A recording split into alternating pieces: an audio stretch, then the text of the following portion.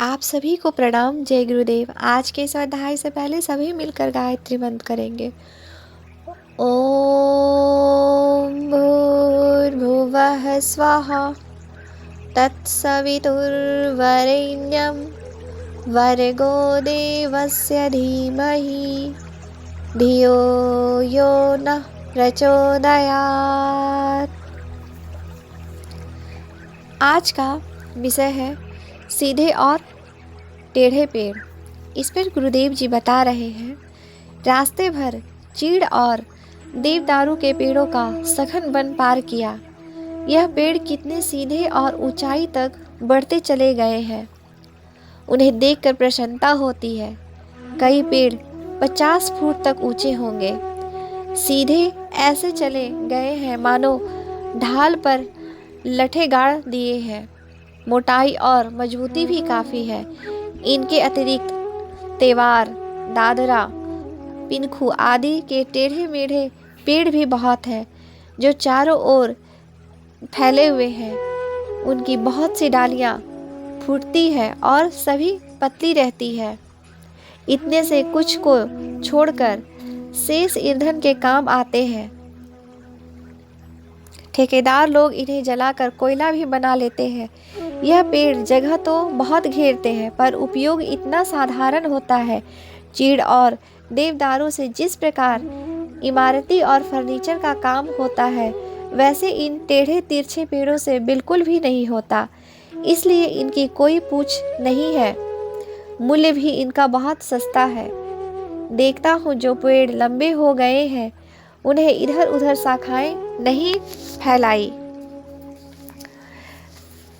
ऊपर को एक ही दिशा में से सीधे बढ़ते गए हैं। इधर उधर मुड़ना इन्होंने नहीं सीखा। शक्ति को एक ही दिशा में लगाए रहने से ऊंचा उठते रहने स्वाभाविक है। चीड़ और देवदारू के पेड़ों ने यही नीति अपनाई है। वे अपनी इस नीति की सफलता की सर्वोन्नत मस्तक से घोषणा कर रहे हैं। दूसरी ओर टेढ़े तिरछे पेड़ हैं, जिनका मन अस्थिर है, चित चंचल रहा, एक ओर टिका ही नहीं। विशाल विभिन्न दिशाओं का स्वाद चखना चाहा और यह देखना चाहा कि देख किस दिशा में ज़्यादा मज़ा है, किधर जल्दी सफलता मिलती है। इस चंचलता में उन्होंने अनेक दिशाओं में अपने को बांटा, अनेक शाखाएं फोड़ी। छोटी छोटी टहनियों से उनका कलेवर फूल गया। वे प्रसन्न भी हुए कि हमारी शाखाएं हैं, इतना फैलाव फुलाव है।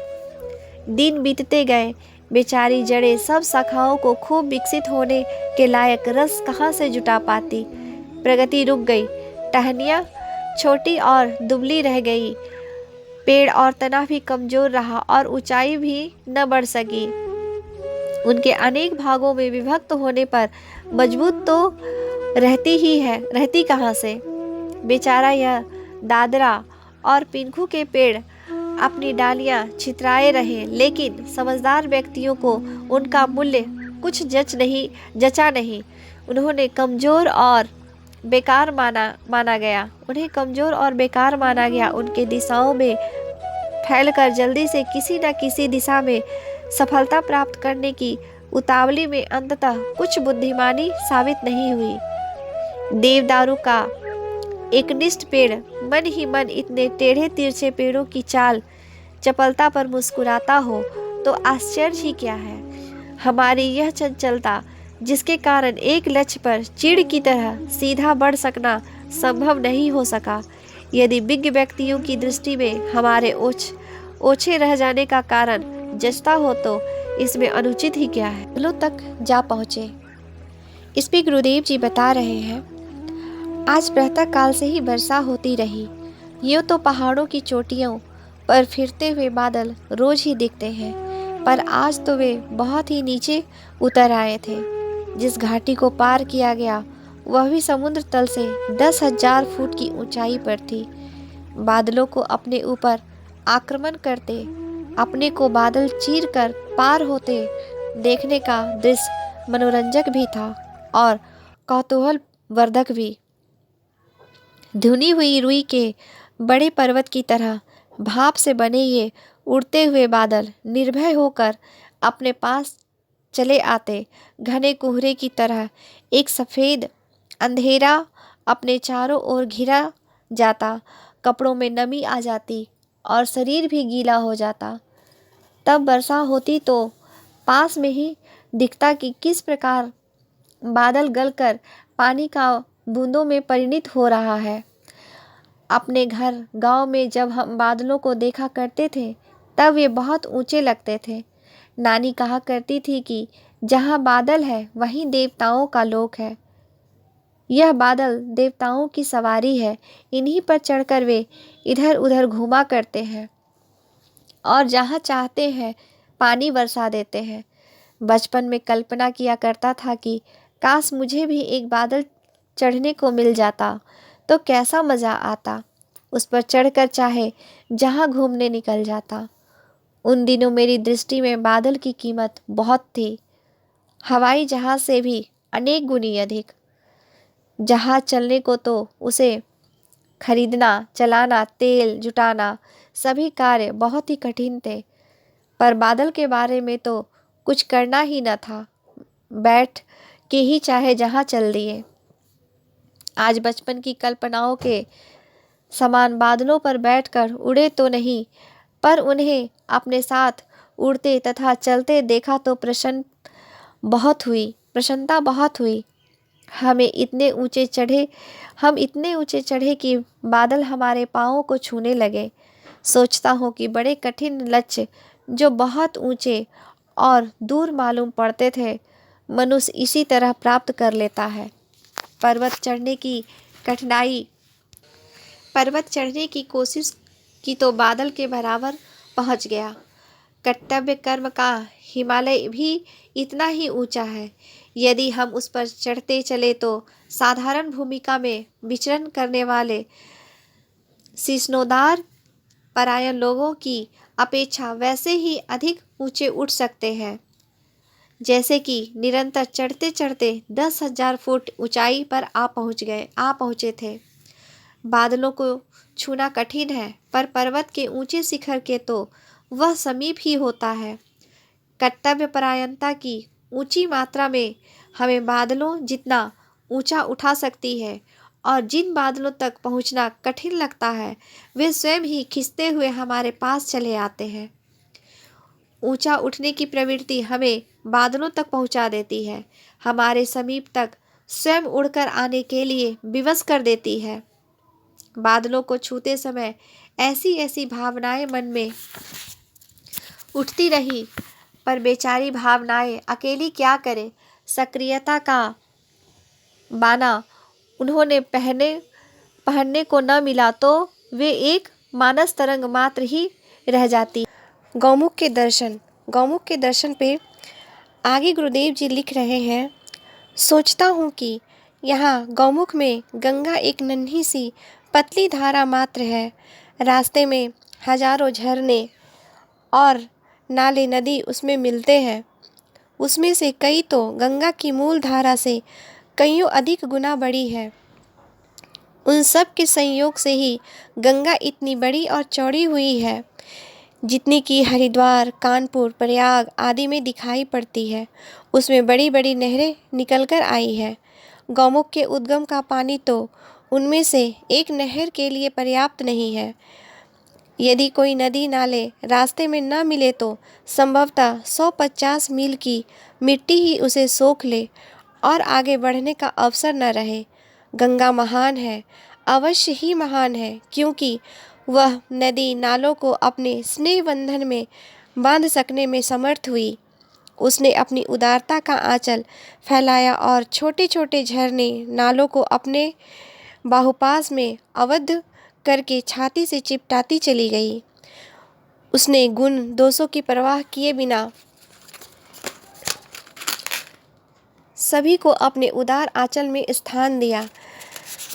जिसके अंदर में आत्मीयता की, स्नेह, सौजन्य की अगाध मात्रा भरी पड़ी है, उसे जल राशि में कमी कैसे पड़ सकती है। दीपक जब स्वयं जलता है तो पतंगे भी उस पर जलने को तैयार हो जाते हैं।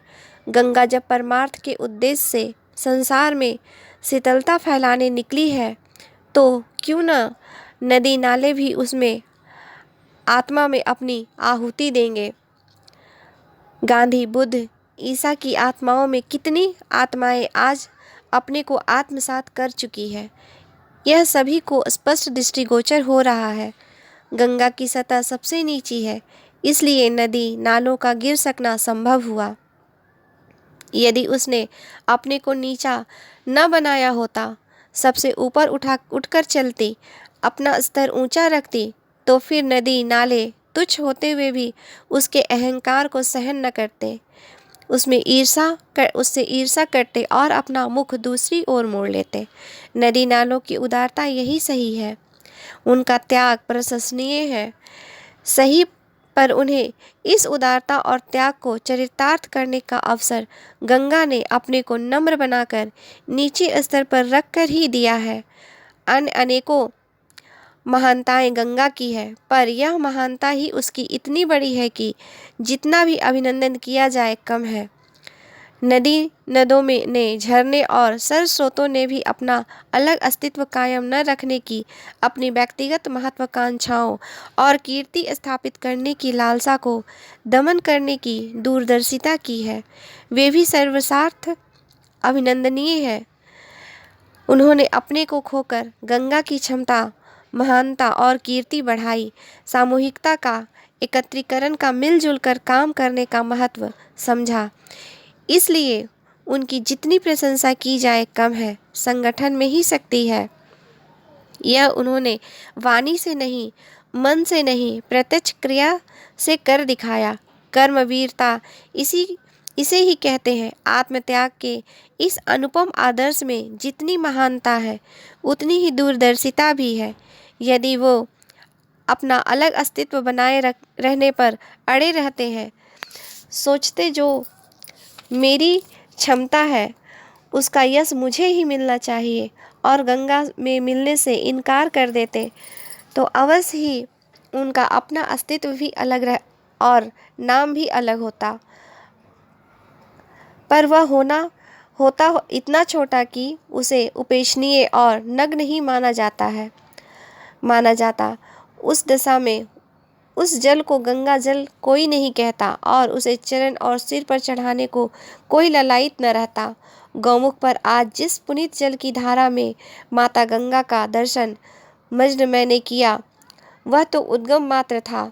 पूरी गंगा तो सहस्त्रों नदी नालों के संगठन से सामूहिकता का कार्यक्रम लेकर चलने बनी है।